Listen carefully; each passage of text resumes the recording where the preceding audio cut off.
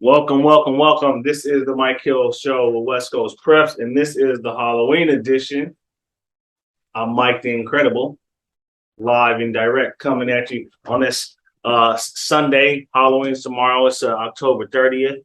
This is, I believe, it's week 10 of the Mike Hill Show, covering high schools football in the Bay Area. I got the minion right here, somewhere in this inflatable. Go ahead and step in front of the screen. Take a step to the left. All right, now back on up, covering up the screen.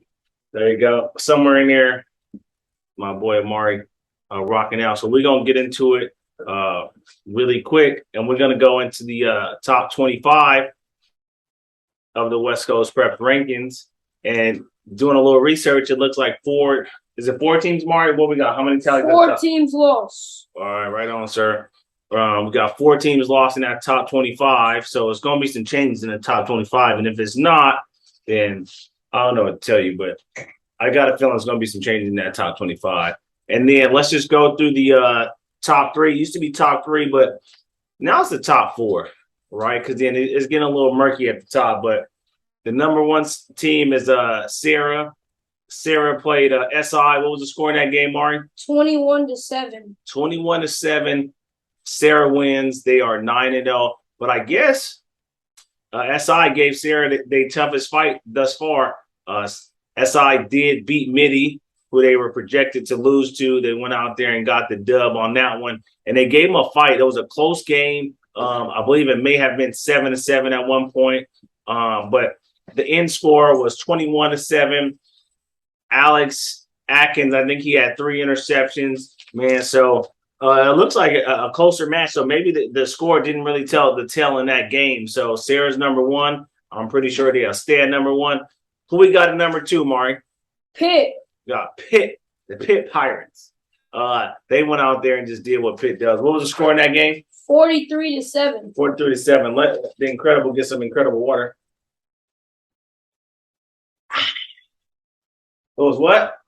43-7. 43-7. Pitt takes care of business. They will stay at the number 2 seed in that. And then we got the number 3. We got my boys at Daylock. When Daylock, that game, what was the score in that game? 27-7. There you go. It's good to have minions. I only watched the minions a few times, but they do what you want. So what was the score in that game? 27-7. What was it, 21-7 or 27-7? 27-7. What? 27-7. All right, see, minions do what you want them to do. So now I got minions, man. So 27-7, and I think it was 7-7 at halftime if I checked the score right. And then it was a hard fought battle, and De La Salle pulled away in the second half, and they will probably stay at the number 3. Then we got Mac House. What was the score in that game, Mark? 60-8. 60-8. That's called a smackdown. Mac is just doing what Mac does as they get ready for the Silver Bowl, which will be coming place coming forth in a couple weeks. Maybe it's this week or next week. I got to check the schedule, and we'll see who they play pretty soon in that OAL playoffs. But they'll all lead to McClymonds versus somebody. Will it be Oakland Tech? Will it be Castlemont? Will it be Freedom, Skyline? Who knows? But it for sure will be McClymonds. And as we move forward, what's next on the notes, Mari? We got SI dropping out of top 25. SI was the number 25 team in the West Coast Preps top 25. They took an L to Sarah, but do they drop down? So do they drop down because they lost to the number 1 seed, or do you stay there? I don't know. We're going to find out. And who's that next team come knocking? Does 8-1 Christopher get in? Does 8-1 Christopher get into the playoffs? Christopher out of Gilroy. They are 8-1. They're a big-time team. They made the CCS Division III championship last year. We played them when I was at Cathedral. They have also qualified again for the playoffs. I think they may be in D3 again. So does the 8-1 Christopher, they might be the Panthers, the Pumas. I got to figure out what they are. Do they get into the playoffs? We will find out, and I think the rankings will drop soon on this Tuesday. But we'll take a quick break. My man probably can't breathe in this costume. And we'll get back to you. Mike Hill Show, West Coast Preps.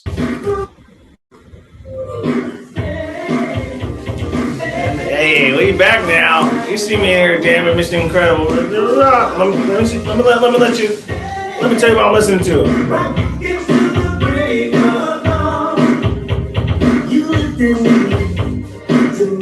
Let's get it in. Let's go.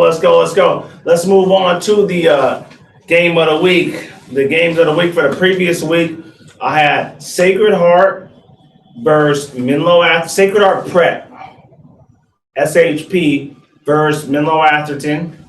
And then I had, what was the other game, Mari? Lincoln SF versus Washington. Lincoln SF versus Washington. So let's just go ahead and get into the first game, which is SHP versus Menlo Atherton. It looks like SHP, the Gators, took the PAL Bay title. So they are 8-1, and they got to come on and play the Menlo Knights in this rivalry this week. I'll get back to that in a little bit, but they did clinch the PAL Bay title, and that will put them in the Division I playoffs for the CCS. So I'm not sure where they'll fall in that CCS playoffs bracket, but they may be like 3 or 4 seed. We'll get into that a little bit later as I talk about the brackets and projections, and then that'll lead into the next show for next week with a special guest. So let's see. What was the score in that? Did I write down the score in that SHP MA game? No, you did not. No, I did not. So I did not write down the score in that one. But I think it was 35-14 SHP, and then we boogie down to the city. We had Lincoln versus Washington. What I thought was going to be a real good game. I thought Washington was back. I thought they was going to give a hard-fought battle to the reigning area champs, Lincoln. They switched back and forth between Lincoln, SF, and Balboa. But I thought Washington was going to just give a better fight. But I did hear from a good source that they had a lot of injuries. So that played a part into the game. And then also Lincoln scored 4 times on defense. That's plus 28 points, right? Plus 28 points. You can't turn over the ball. You can't do that and try to win games. So that was my game of the week. Lincoln, Washington, SHP, and MA. So we're going to go ahead and move on to next. Man, I got a nice topic. Since I got the minion here still, I got a nice topic. And then this caveated from last week when I asked, does recruiting your backyard help with fan attendance? So that means having players on your roster that are from the local area.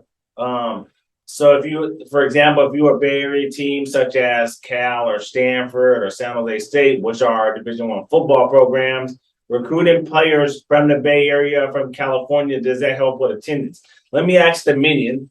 I don't know if this is credible, but do you think, Minion, that if you recruit players, the players on your team are from like the Bay Area, so for example, if San Jose State recruited players from San Francisco, Oakland, Fremont, Fairfield, Morgan Hill, does that help get fans to go to the game? Yes. Yes. So the Minion says yes, and I have to agree with the Minion. I feel like if you recruit your backyard, it's more likely to get more people in the stands. But I'm not saying this is fact. But say, for example, like me, who's a coach, if I see players on the roster that I may have coached against, that I may have trained, that my buddies, that from my buddies' team that I haven't coached against, I might be like, hey, let me pull up to the game. Let me see what they got, what they got working. It's just local talent. And then even if you don't know him, you can be like, hey, he went to such and such. He went to for example, he went to Valley Christian, or he went to even like Menlo Atherton or whatever, South City High School, the home of the Warriors, the legend Mike Hill. But so things like that, man. So I think it definitely helps. So I did a quick review of some teams in the Bay Area that were, recruiting their backyard if they do or don't. And I think there is an exception to national teams. National teams don't have to recruit their backyard. Some teams that just came to mind when I thought about that was Alabama, Georgia, Ohio State, maybe even Clemson, Tennessee. Teams like that don't necessarily have to focus on recruiting their backyard because they're just so well known. There's going to be, kids from all over the country that want to play for these programs. So, and I think they have winning tradition and cultures, and the more winning you do, the better attendance is, right? So there's different I don't know ideas or points that can help to boost fan attendance. So as I dove into it, let's just take a wild guess. Let me ask the minion: how many players out of 100, do you think on the Stanford roster are from California? Out of 100, how many do you think? Take a wild guess. Maybe around 60. Round 60. That answer is way wrong. And if I had a buzzer, should I get a buzzer? So Stanford has about 23 to 26 players. I counted 23. A different source said 26 players from California. And if I'm not mistaken, it may have been one or two players from the immediate Bay Area. There's a few players from Sacramento. There's a few players from Fresno. So that's all under speculation. But they also have up to, I want to say, what I read in the article. Now, don't quote me. Things can change, and the sources may be flawed. But undergrad or students from Stanford, they have up to 8,000 tickets for free for students to attend. Now, just imagine if 8,000 students or even 4,000 students attended the game or in the student section, just going bananas and then making it hostile for the visiting team. That would help, man. But I also, which was also pointed out to me just a few weeks ago when I made this tweet, and the Stanford alumni and everybody was DMing me, telling me that Stanford is an international school, and I understand that. So it's an international school, so students may not gravitate towards football. They might not even like American football. They may not even know what it is per se. Like, it's just not one of their interests. So that also plays into the factor of a fan attendance. If you don't care for the sport, why show up? But what I will say is, in an article that was pointed out, the student section will turn out if the teams are good. So good teams will lead to good attendance at Stanford, right? So they start winning some games, get back to those days when Christian McCaffrey, and let's shout out Christian McCaffrey while we're here. The man had a rushing touchdown, a passing touchdown, and a receiving touchdown.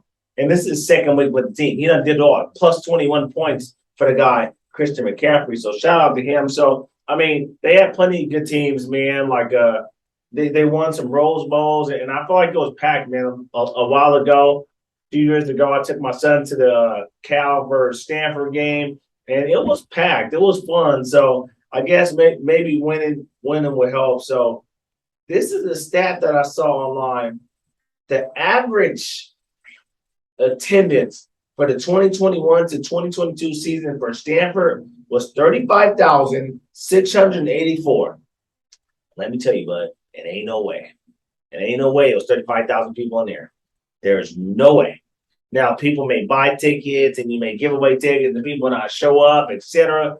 But those pictures did not look good for the Stanford Cardinals, man. And I'm no way hating on the program. I'm just stating facts. I'm unbiased to any program. You know what I mean? So I'm just stating facts. So the estimated average was 35,684. And you tell me if you believe that you have saw on average 35,000 fans at the Stanford Cardinal game. I do not know. Mindy, you all right in there? Yep. Mindy hanging on in there. So let's move on. We got Cal Berkeley, the Cal Bears. Maury, let's take a guess about how many players out of about 100, give or take. I think it's about 108, the actual total for a roster at the Division I level.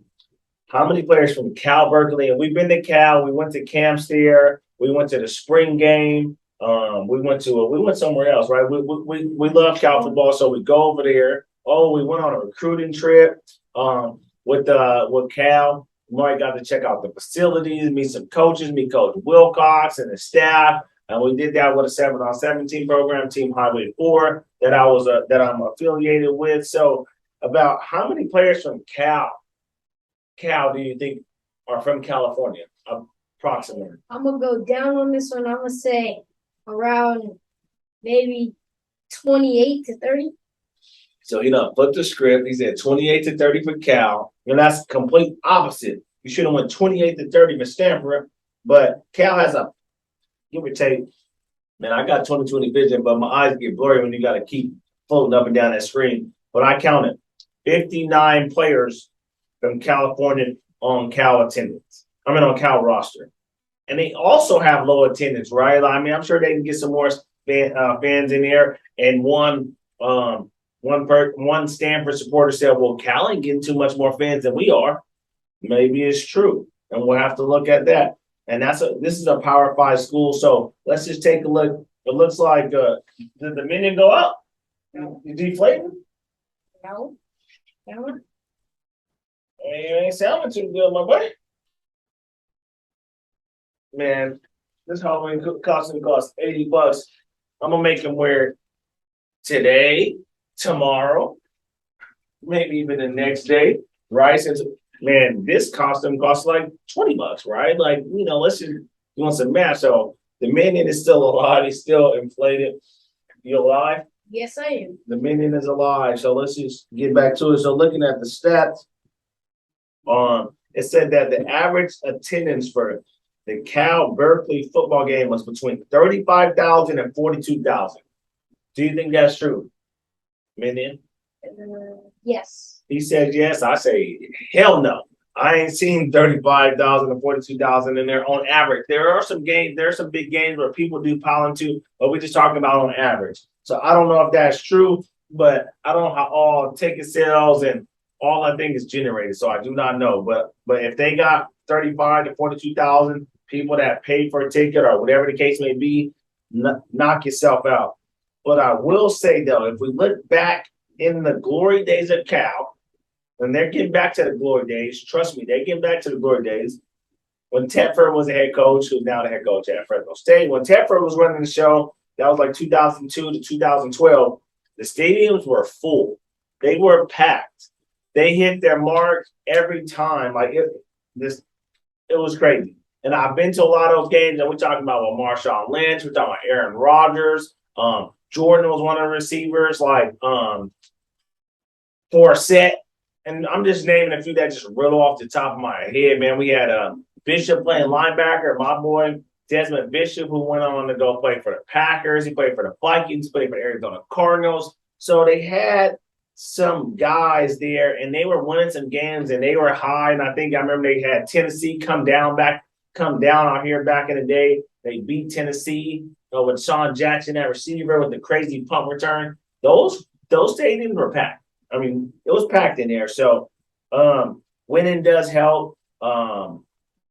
Recruiting focus helps, right? And I think that Cal is starting to switch the tide and get back to recruiting their backyard, man. So that is impressive. I love recruiting, and I love seeing these kids get the opportunity to change their lives. So in the last one, we got the Spartans, baby.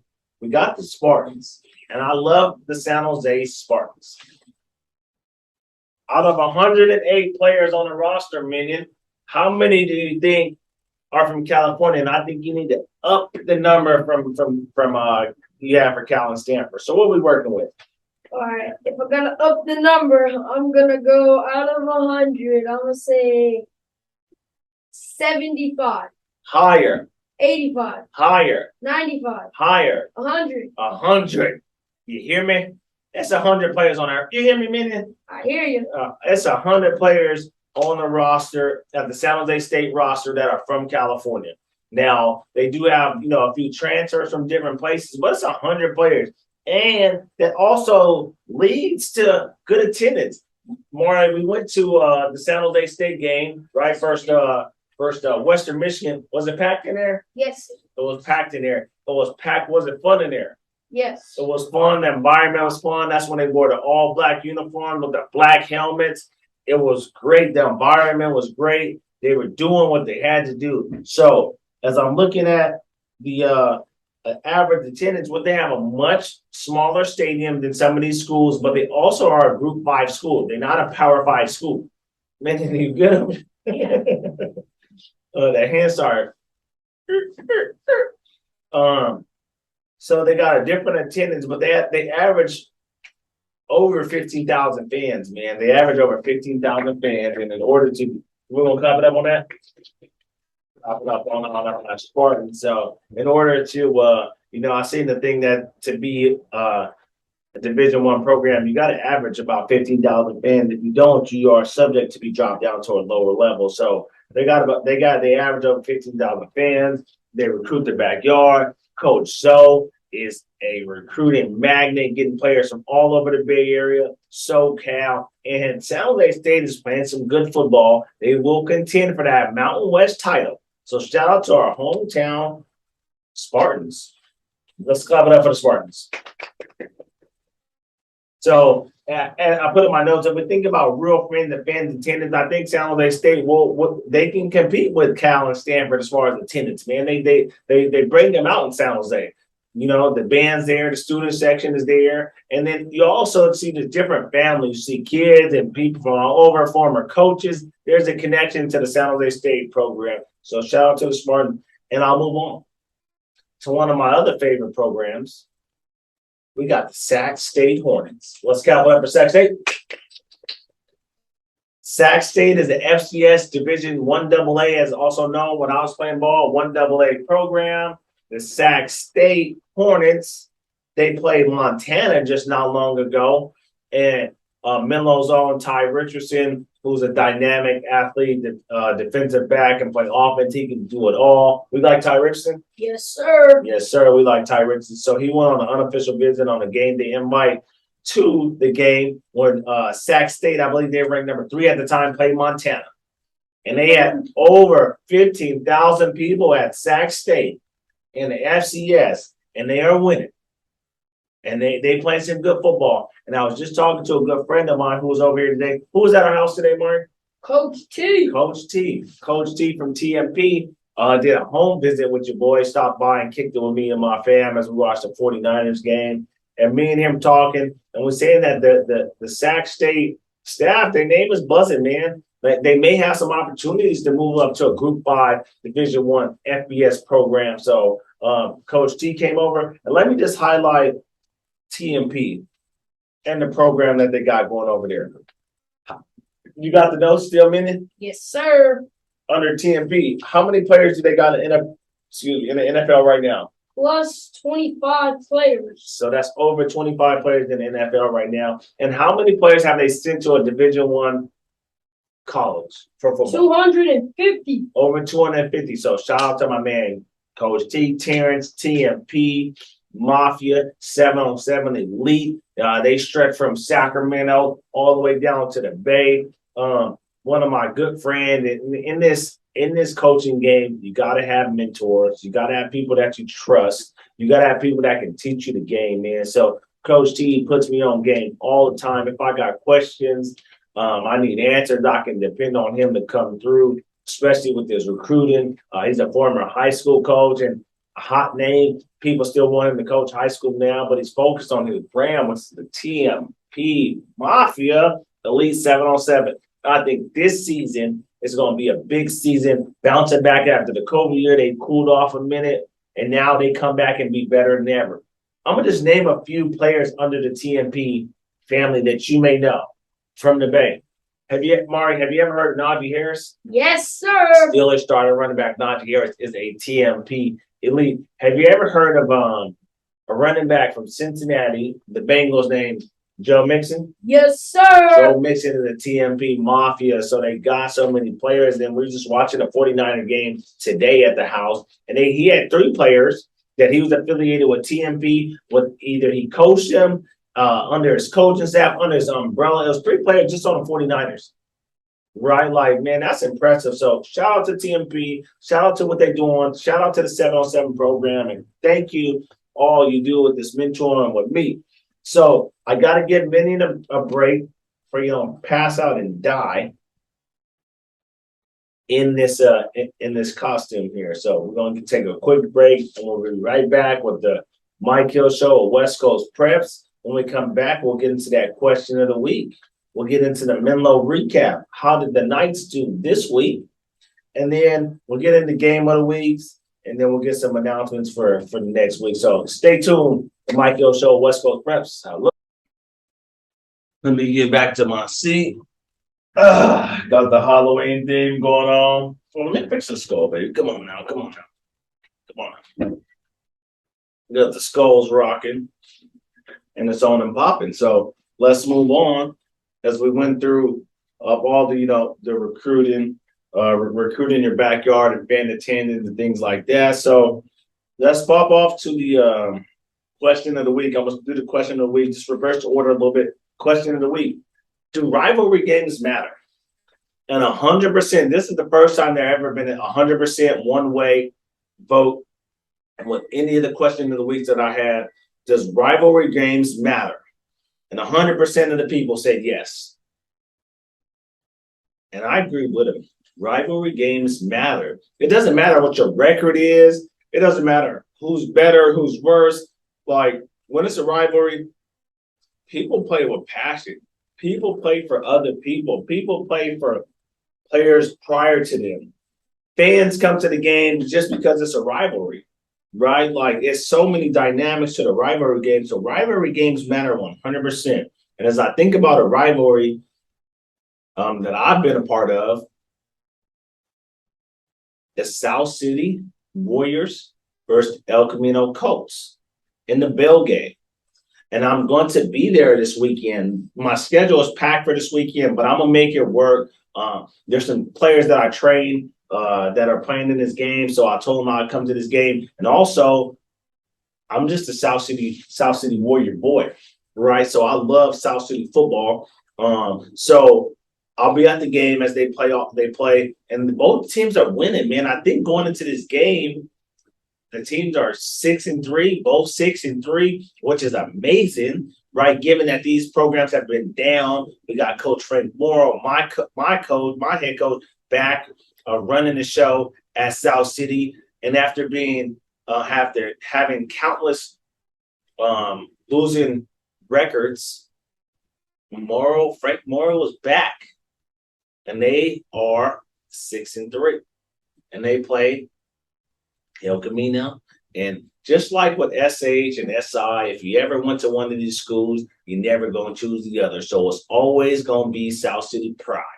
It's always going to be that. When I was in high school, it was a lot more names than that. We dropped mixtapes before the games. The rallies were crazy. We went to parties with each other, like again, football players. We was talking mess and they was talking mess, and it was fun, but we all knew each other. But we wanted to win so bad. So when it got between those lines, we went hard. And after the game, we friends. Like we probably went to the same Bell game after party, wherever that may be. And I remember my first Bell game party when I was a freshman, and I was just a little pipsqueak trying to figure out what high school is like, man. But I'll never forget it. But that's rivalry week. So let's shift gears to Menlo rivalry week.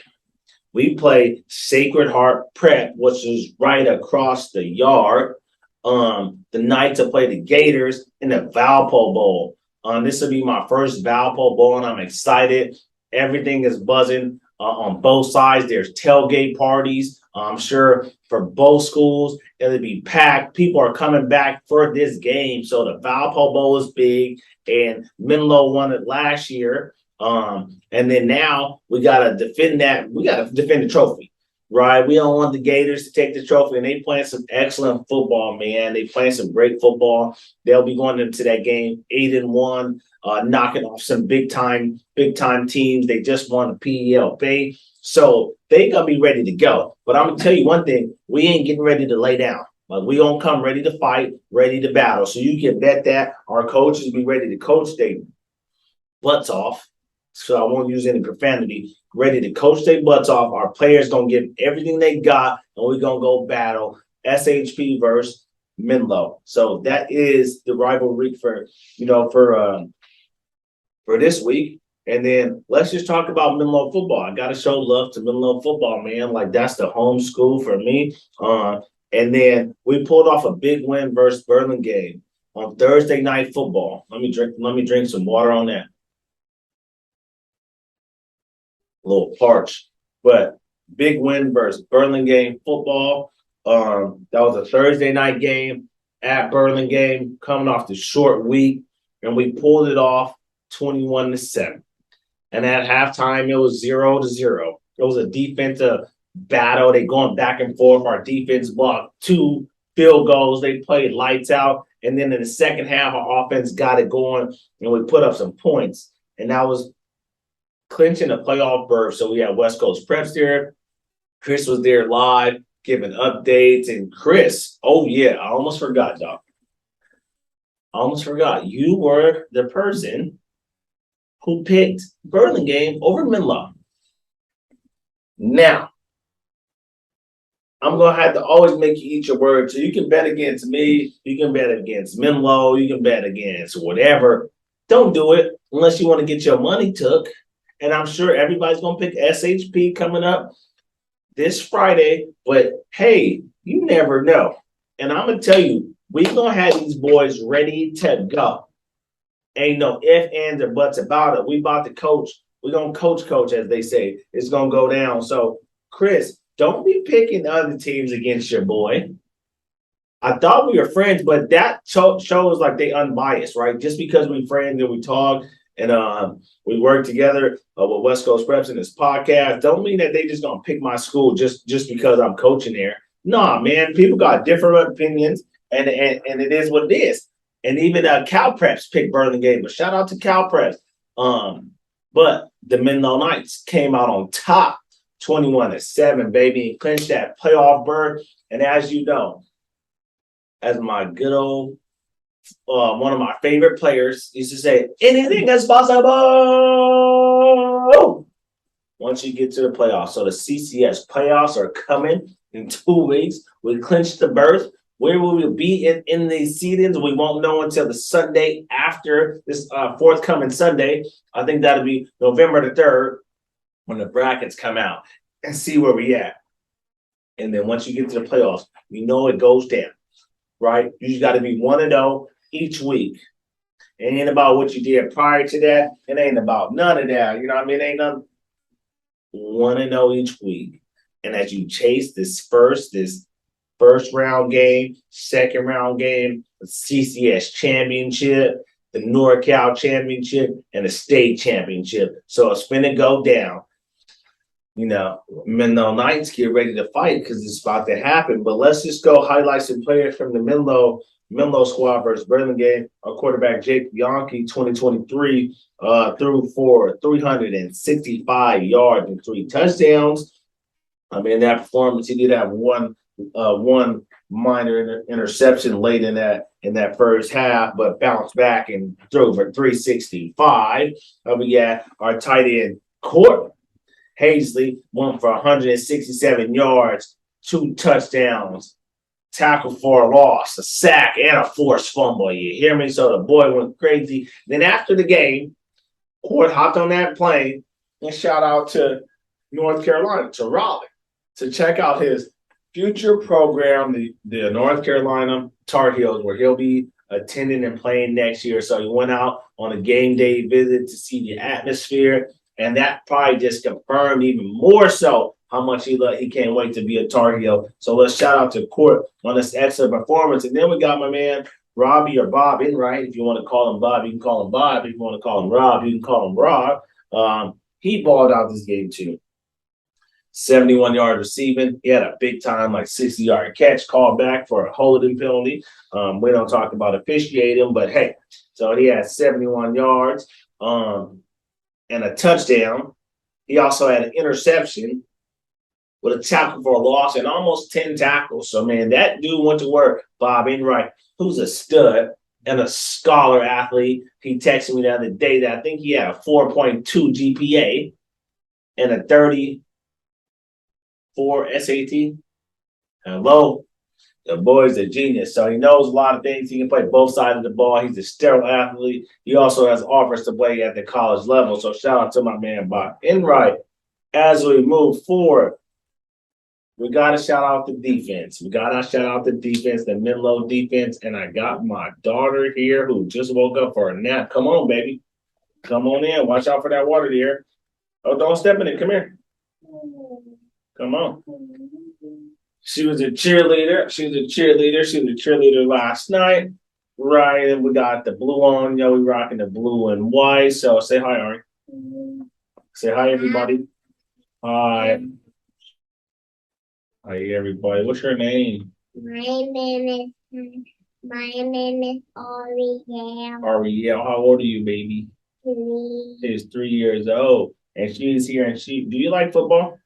Yeah. She likes football. She be wanting to watch football. I'm trying to get her to watch cartoons. So she be locked in. And now that high school flag football has been certified, you know she's gonna be out there on them lines. You gonna play football? Flag football. And you're gonna cheerlead, right? She's gonna do it all. So my baby Ariella is woke up from the nap. This costume, even though she changed to it, she wore 3 costumes last night. We had a Halloween party, man, with our family and our friends, and it was enjoyable. What were you last night? What's your other costume? Isabella and Elsa, and a cheerleader. And what you gonna be tomorrow? The rainbow? Yeah. She's gonna be a rainbow tomorrow, and then you're gonna go trick or treating tomorrow. Yeah, with my friends. With her friend. Okay, she got friends that she's going to drink green with. Although I'm gonna have to figure that out. But you know, once I get out of practice, we got practice tomorrow, and then I'm shooting directly to the cheerleading. I mean, not cheerleading, to the trick or treating spot, and we're gonna go knock on some doors. Gonna knock on some doors in our community. Might stop by her Graham's house. We're gonna go to Graham's house. Yeah. Graham's. Might go to your grandma's house. Grampy might pull up over there. So we're gonna be in there traveling all over. Leave my mask alone for you get hit with this supersonic, incredible power. Do you understand? See, you look incredible. Like, yeah. Yeah.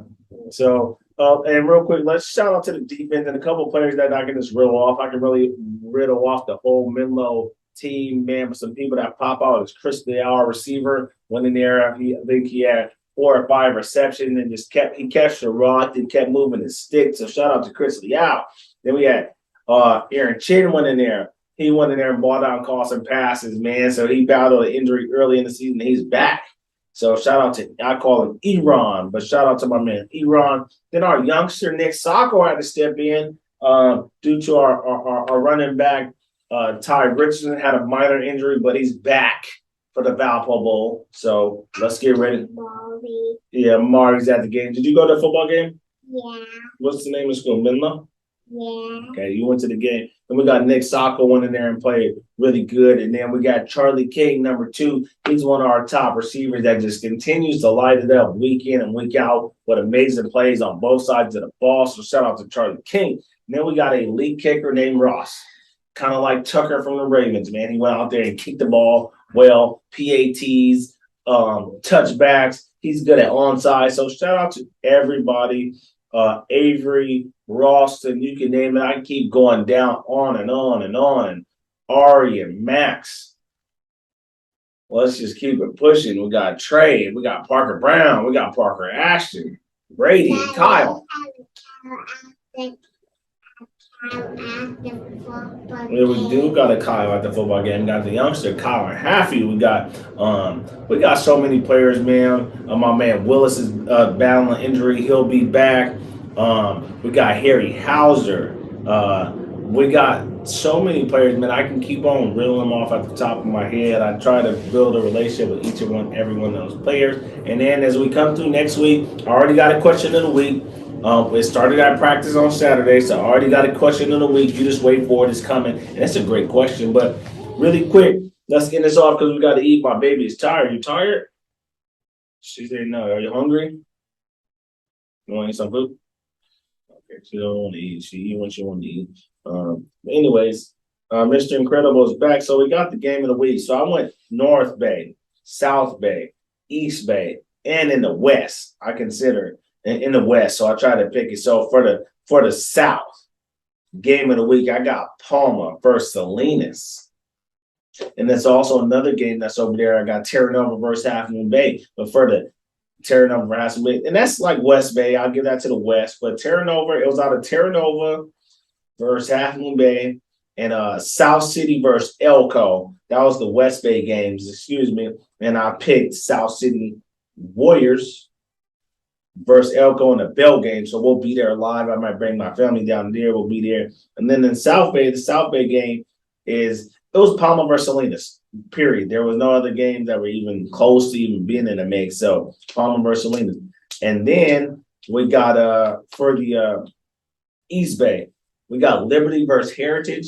That's the battle out there in Brentwood and Oakland. They'll go ahead and get after it. Two great teams to go ahead and battle. They got dynamic players. The running back Rivers over there from Heritage, the quarterback Bell over there from Liberty. So it'll be a good game there. And then the other one, and I picked this one as a game of the week for the East Bay. De La Salle versus Clayton Valley. Let's get a hand clap for that one. All right, let's clap it up for that. Clap it up for that. Clap it up for that. So we got De La Salle versus Clayton Valley. That's a big time game. No playoff implications and see where you land. These teams have all won, division titles and went on to state. Clayton Valley's won state. De La Salle is a powerhouse. So Clayton Valley versus De La Salle in the East Bay. And then the North Bay. This one was a little tricky. I don't really know, man. I'm trying to get a little bit better versed with the North Bay. But Marin Catholic versus San Marin. The private and the public battle it out. That's going to be a good one. And then we got Carlton Newman versus Windsor. And Windsor's playing some good football. So, I don't know, man. I'm going to have to go with Marin Catholic versus San Marin as the North Bay game of the week. So, I picked 4 this week. So, 4 the week, and we'll see how they do. And then let's just talk about the Hill family. A couple weeks ago, we took some L's to the Half Moon Bay coastside area. I lost as a coach to Half Moon Bay Cougars. My son lost as a player to the coastside Cougars, who are from Half Moon Bay. And then the 49ers lost. But this weekend got a little better. Mari's team is done. So they let's just consider that a bye. So, and then Menlo won. And the Niners won. Were Niners?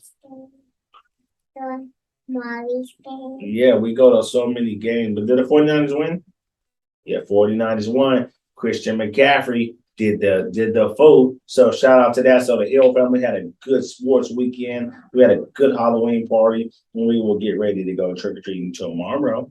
But let's just quickly look at next week. It's a big week in CCS, and I believe in the NCS as well, as it may have came out, but I know for the CCS for sure, the playoff brackets are announced coming out. I'm going to try to get my man, Coach Chris Anderson, out from the Salinas area to come down, since he's really fine-tuned with this bracket. And then, he can release his prediction on, where he sees fit. So that'll be released. CCS playoffs bracket announcement will come next week, and I'll go through everybody in that CCS playoff from Division 1 through Division 5. And then we'll get it in. The Los Angeles or the SoCal area brackets came out. I'll listen to the podcast today. Come on, baby. Please, you got that COVID? Just kidding.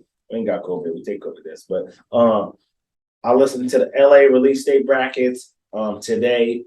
Division 1, and they went all the way to like Division 12 or 13. Like, whoa, they got a lot of teams out there. So we'll see how it all adds up, who we playing in state. I know that Division 1 bracket in LA had Mater Dei, Long Beach Poly, Los Al's, Bosco. It was loaded. It was absolutely loaded in that bracket, man. So it's gonna be some good football. We'll see who floats up to play the NorCal teams in that state championship. If I'm not mistaken, the state championship will be the second week of December. Location I do not know yet, but yeah. Which one, sir? Okay, they're trying to tell me the secret, but we'll see how it all plays out. But once again, man, this is the West Coast Preps Mike Hill collab podcast, and I'm glad that you decide to spend a little time with me and let me jibber jabber and talk about what I feel like is important, even though it may not be that very important, but I appreciate you taking the time to listen to us, to listen to me. I have my kids out here today in this Halloween edition. So let's say bye to the people. Bye, people. Bye, people. We will see you next week, and go Menlo Knights.